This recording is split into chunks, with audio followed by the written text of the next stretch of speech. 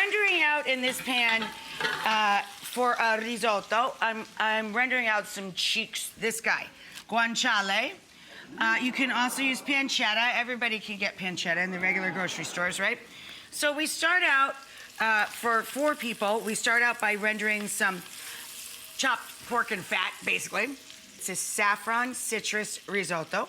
We're going to make a kind of a tea over here of a fat pinch of saffron threads in warm stock, vegetable or chicken. I have chicken bone broth. We put a lot of lemon zest and orange zest, both. Orange and lemon, orange and lemon, orange and lemon. When the fat gets rendered, right, I'm going to add 1 small onion and let that cook out and get nice and soft. And then we'll add in our garlic and toast our rice. They're nice and getting nice and soft and a little translucent, so we can grate in a little garlic. We wait on the garlic just a hair so we don't singe it. So we throw that in, and then we're gonna toast up about 1.5 cups of our short grain arborio or carnaroli rice. Carnaroli? I'm gonna toast this up for a minute. Let me catch you up. We toasted the rice in the drippings of the guanciale, the pork cheeks, or your pancetta, right? I grated in the garlic after the onion got sweat out. Now with our toasty rice, we add about 1 cup of really good white wine, and we let it absorb fully.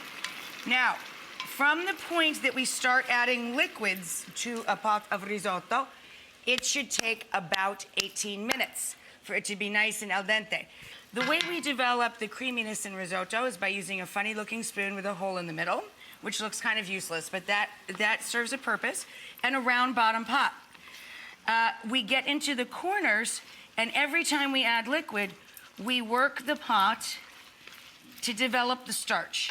The starch of the rice comes out, and it is the thing that makes it creamy and pourable at the end.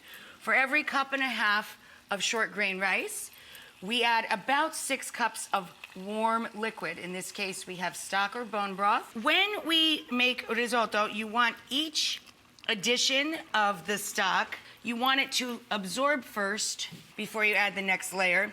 And every time you add, we just keep stirring and stirring and stirring. It's coming in for a landing, babies. It's coming in for a landing. So we're stirring that last addition of that saffron-citrus bone broth, right? And now we're gonna squirt with the lemon cut side up so that the seeds stay with the lemon.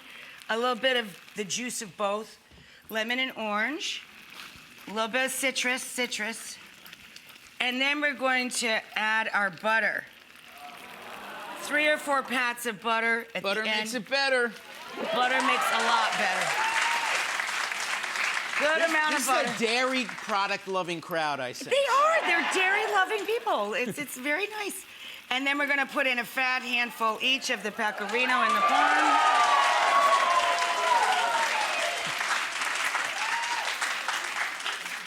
And this is what I was talking about with that creamy quality.